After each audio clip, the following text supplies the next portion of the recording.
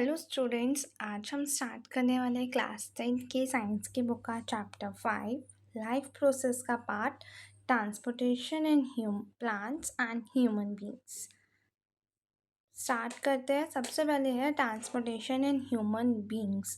तो human beings के पास एक वेल ऑर्गेनाइज्ड ट्रांसपोर्ट सिस्टम होता है जिसे सर्कुलेटरी सिस्टम कहते हैं। मतलब ह्यूमन बींग को अपने हार्ट में, जो हार्ट होता है उसमें तो जो ह्यूमन बींग्स होता है उनके जो हार्ट में है ऑक्सीजन वो पंप करता है और हमारी रेस्ट ऑफ द बॉडी तक पहुंचाता है।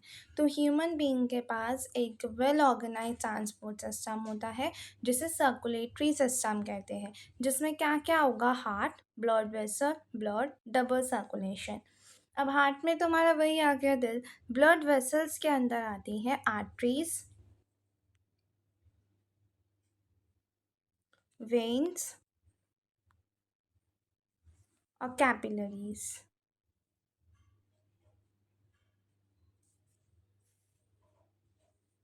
ठीक है, ये सारी जो चीज़ है ब्लड वेसल्स में आएगी।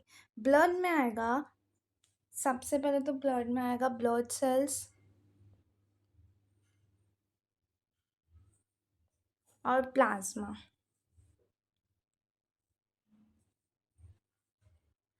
ब्लड में आ रहा है ब्लड सेल्स और प्लाज्मा, और ब्लड सेल्स में क्या आएगा? RBC, red blood cells, WBC, white और प्लेटलेट्स। ये सारी चीज़ें जो है ब्लड सेल्स में आती हैं। तो ह्यूमन बीइंग के पास एक वेल ऑर्गेनाइज ट्रांसपोर्ट सिस्टम है जिसे हम सर्कुलेटरी सिस्टम कहेंगे, जिसमें क्या क्या चीज़ें होती है? हार्ट, ब्लड वेसल, ब्लड और double circulation. Okay, blood vessels में आ गई तीन चीज़ें, कैपिलरीज, आर्टरीज एंड वेन्स, इन्हें हम आगे पढ़ेंगे। और ब्लड में आ गया, ब्लड सेल्स में, ब्लड में आ गया ब्लड सेल्स, प्लाज्मा, और ब्लड सेल्स में आ गया आरबीसी, डब्ल्यूबीसी और प्लेटलेट्स। Okay, heart. हार्ट एक मस्कुलर ऑर्गन है जो पंप करता है ब्लड को। हमारी हार्ट में जो है ऑक्सीनेटेड ब्लड जाएगा, उसके बाद ये जो हार्ट है वो पंप करेगा ऑक्सीनेटेड ब्लड को हमारे रेस्ट ऑफ द बॉडी तक, और उस तक सारा ब्लड पहुंचाएगा।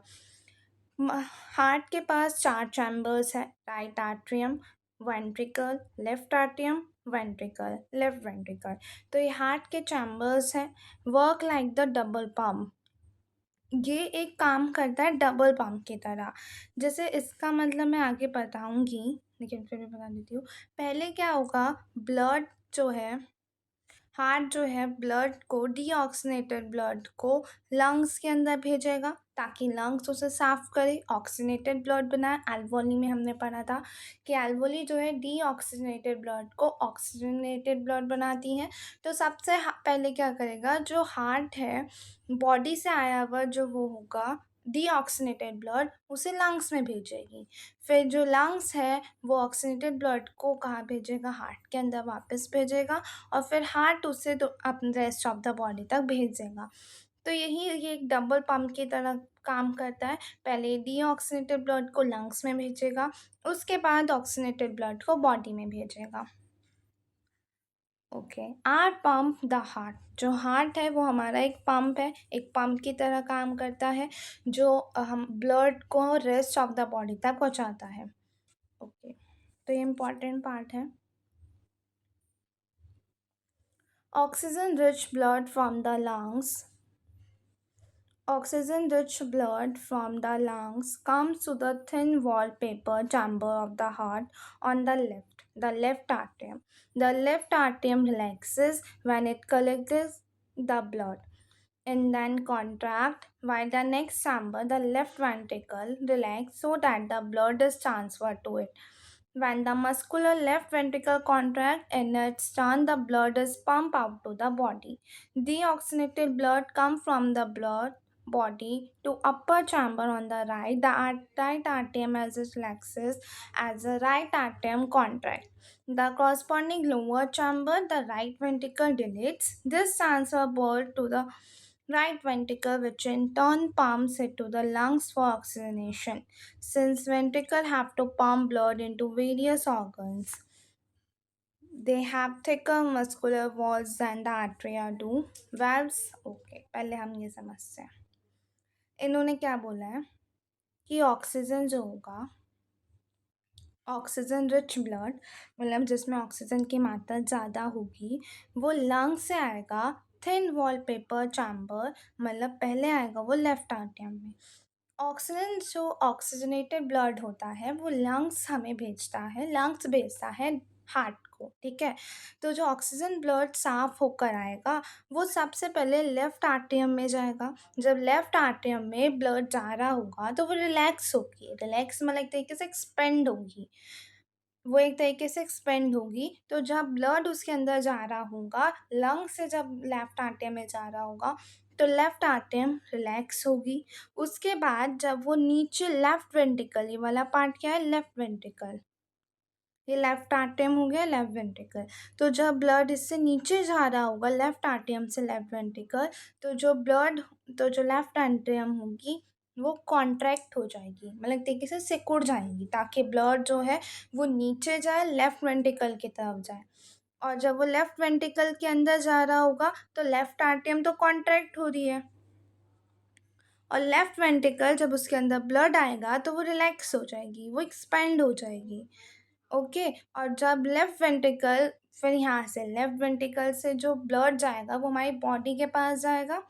तो जब वो बॉडी के पास जा रहा होगा तो लेफ्ट वेंट्रिकल कॉन्ट्रैक्ट हो जाएगी, ताकि ब्लड अच्छे से पहुँच सके, दोबारा वापस ना आए. ओके.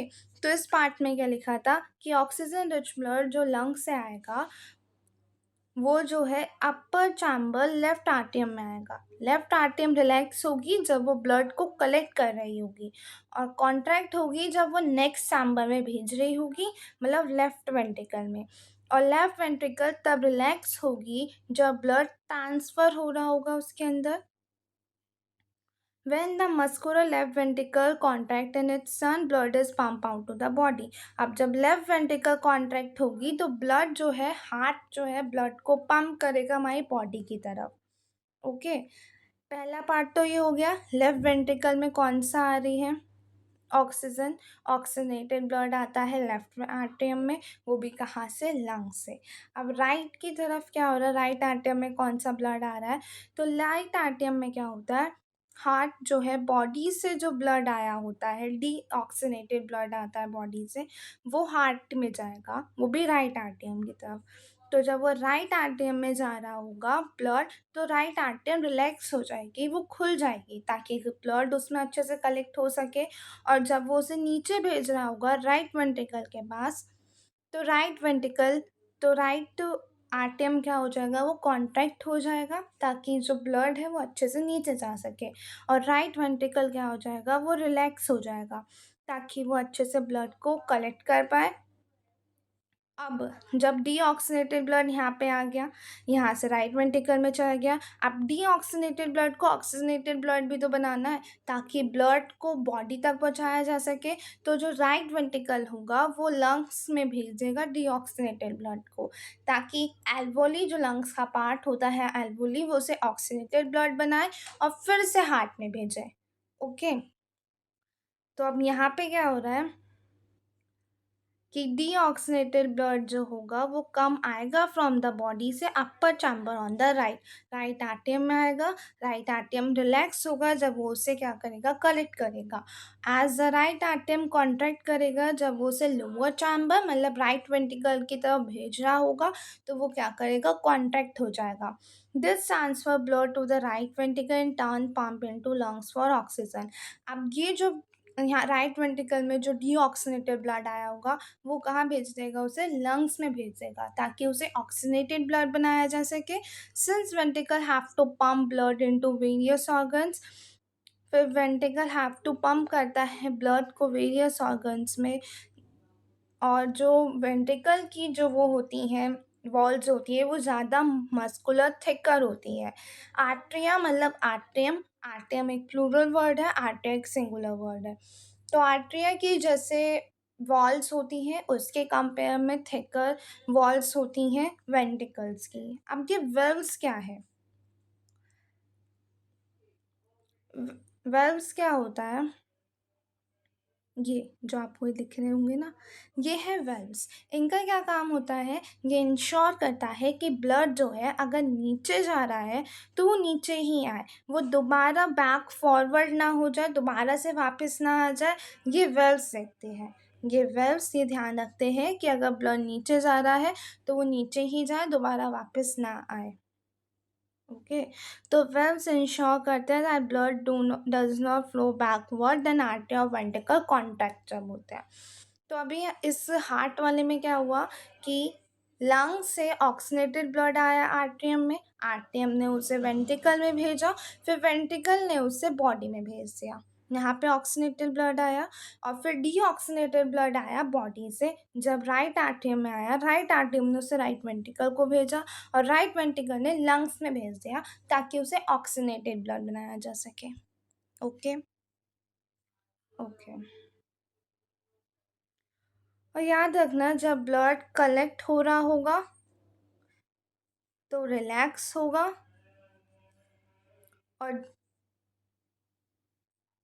और जब ब्लड वो बाहर जा रहा होगा, उसे दूसरे में भेज रहे होंगे, ट्रांसफ़र कर रहे होंगे,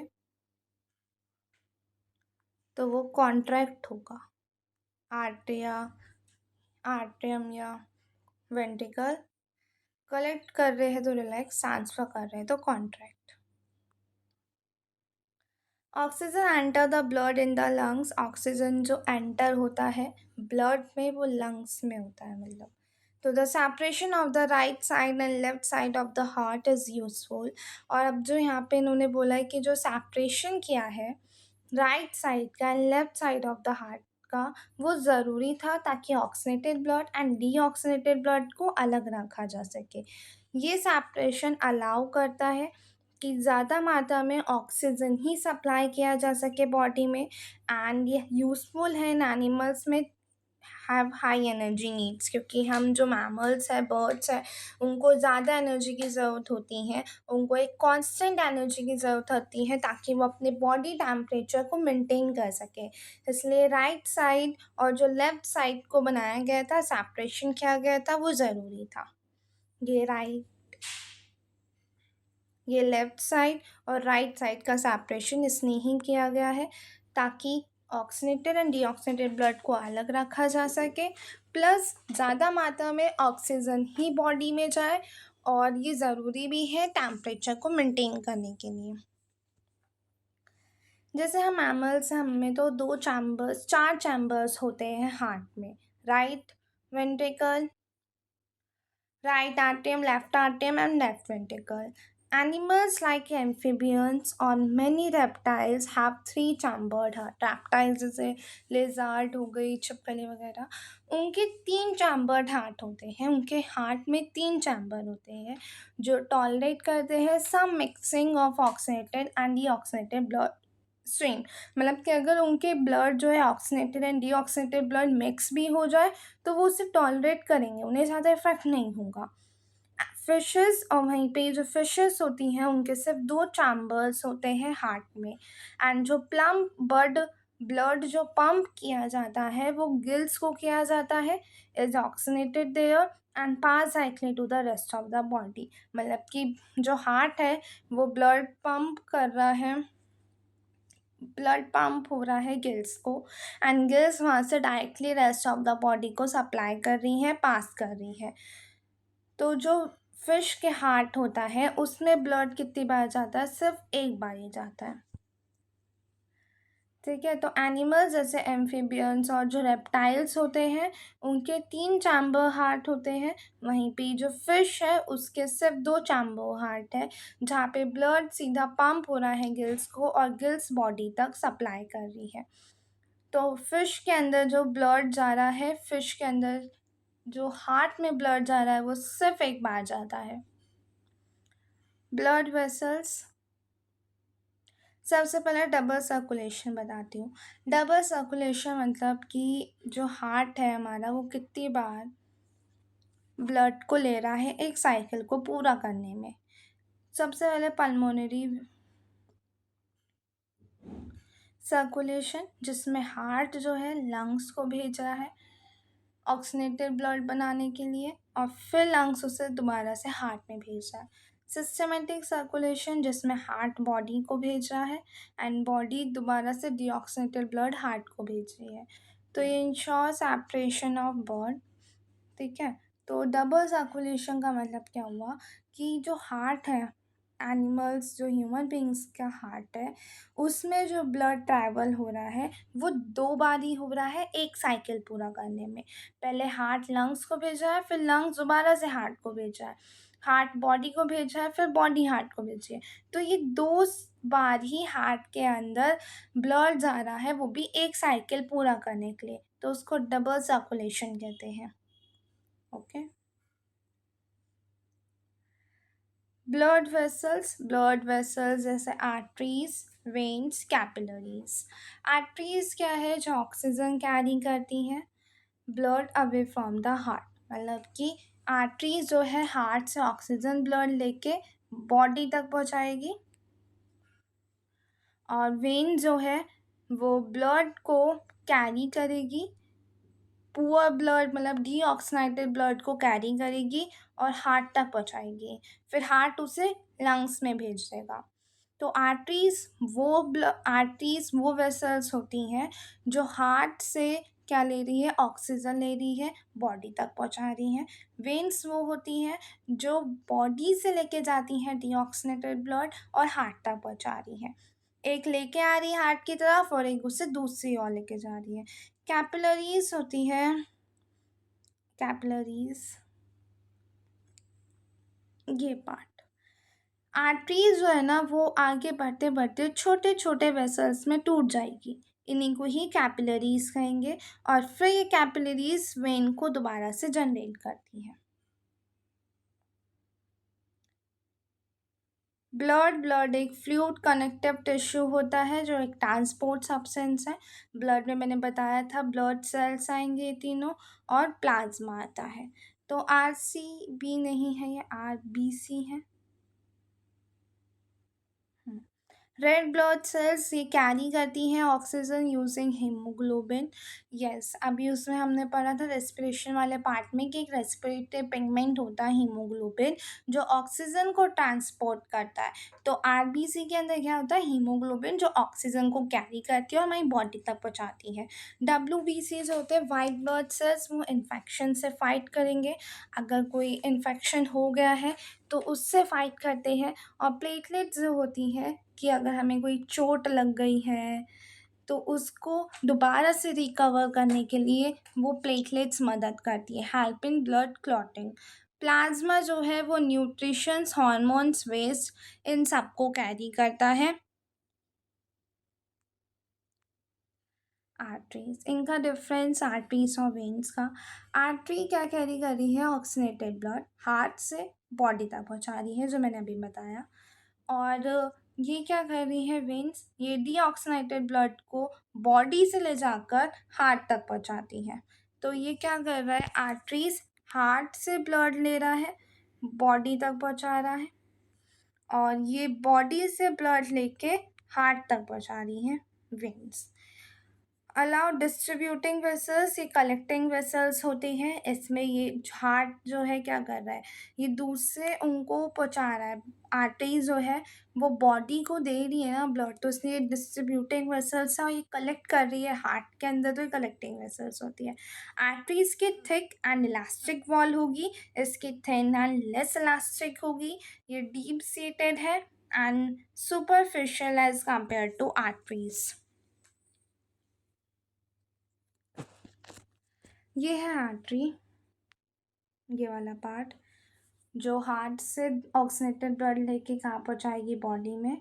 और ये है वेन जो बॉडी से क्या लेगी? डीऑक्सीनेटेड ब्लड को हार्ट तक पहुँचाएगी। ब्लड के अंदर 2 आ रहे हैं, ये और ये। RBC कैरी करती है गैस जैसे O2 और CO2 एंड कंटेन करती है HB impart red colour to the blood H3 मतलब हीमोग्लोबिन को ही कंटेन करती है। ब्लड प्लेटलेट्स हेल्प करती है ब्लड क्लॉटिंग में। अगर कोई चोट लग गई है तो वहाँ पे ये हेल्प करेगी उस चीज़ को रिकवर करने में। WC प्रोवाइड करती है अगर कोई भी हमारी बॉडी में इन्फेक्शन हो जाता है, मतलब ये फाइट करती है इन्फेक्शंस और एंटीबॉडीज़ को प्रोड्यूस करती है, ताकि अगर दोबारा से वो चीज़ आए तो हमारी बॉडी उसे समझ सके और दोबारा से उस हिसाब से डील कर सके। प्लाज्मा एक येलो कलर फ्लूइड होता है जिसमें 90% तो वाटर होगा और 10% ऑर्गेनिक सब्सटेंस होंगे। 10% ऑर्गेनिक सब्सटेंस जैसे प्रोटीन हो गया, ग्लोबुलिन, एल्बुमिन, ये सारे प्लाज्मा के अंदर होता है। प्लाज्मा की फ़ोटो आपको दिख रही होगी स्क्रीन पर। Transportation in plants. अब ट्रांसपोर्टेशन प्लांट्स में क्या हो रहा है? ट्रांसपोर्टेशन प्लांट्स जो है, प्लांट्स के पास कोई भी सर्कुलेटरी सिस्टम नहीं होता है। जैसे एनिमल्स के पास है हार्ट, वैसे ही प्लांट्स के पास कोई भी सर्कुलेटरी सिस्टम नहीं है, लेकिन वो फिर भी वाटर को, मिनरल्स को, फूड को ट्रांसपोर्ट करते हैं। अब कैसे करते हैं वो देखते हैं। सबसे पहले जाइलम। जाइलम एक ऐसा वो होता है, वेसल्स होता है, या जाइलम क्या कलेक्ट करता है? जाइलम जो है मिनरल्स एंड वाटर को कलेक्ट करेगा, वो भी प्लांट से, मतलब प्लांट को बचाता है। फ्लोएम ट्रांसपोर्ट करता है फूड को, जाइलम वाटर एंड मिनरल्स को ट्रांसपोर्ट करेगा। जाइलम, सबसे पहले हम पढ़ रहे हैं जाइलम के बारे में। अब वाटर एंड मिनरल्स को लेने के बेसिकली दो तरीके हैं, root pressures and transpiration pull. वो रूट प्रेशर में क्या होता है, जैसे ये है पेड़, ये है उसकी रूट, रूट है सॉइल के अंदर, तो क्या होगा, ये रूट है, जो सॉइल के अंदर आयंस होंगे, जो सॉइल के अंदर आयंस होंगे वो उसे एब्जॉर्ब कर लेगा। कौन? रूट। रूट जो है उन सारे आयंस को सॉइल के अंदर से अपने पास ले लेगा।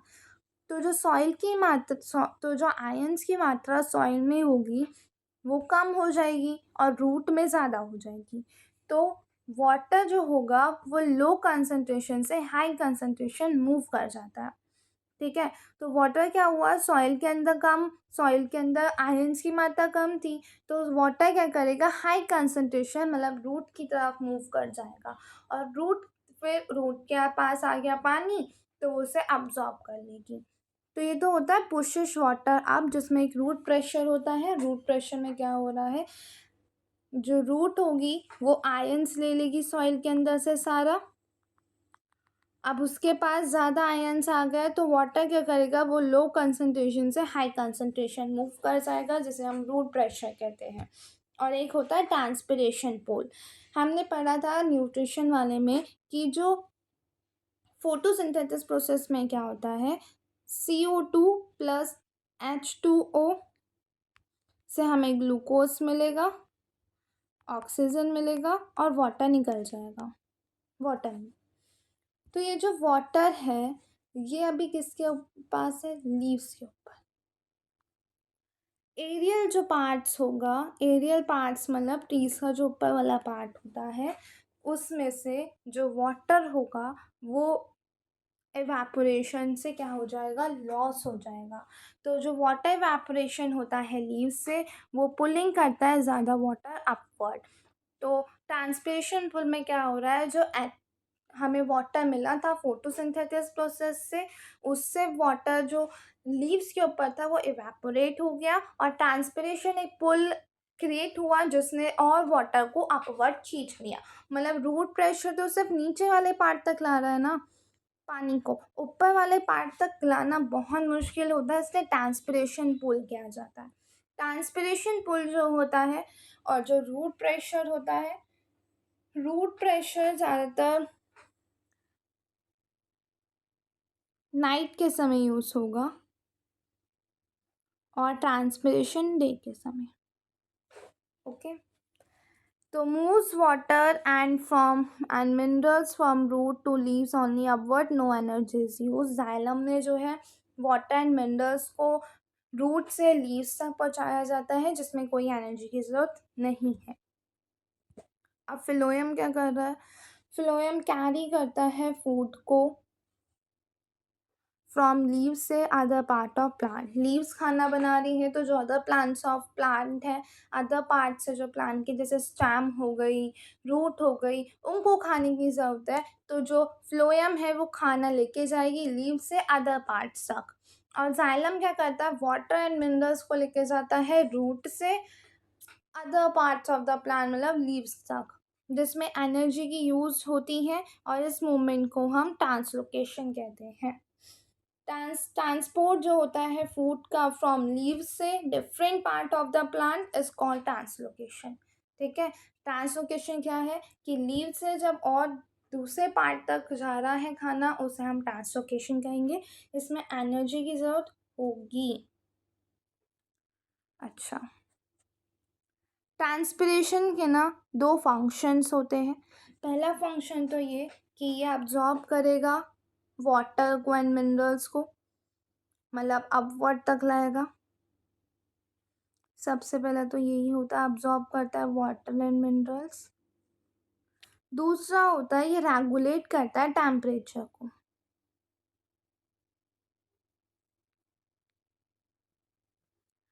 तो ये फंक्शन पता होने चाहिए, जो कि है ट्रांसपिरेशन पुल की। सबसे पहला वाटर एंड मिनरल्स को अब्जॉर्ब करना। दूसरा जो टेम्परेचर है, हमारी बॉडी का जो टेम्परेचर है उसे मेंटेन करता है कोई और पार्ट।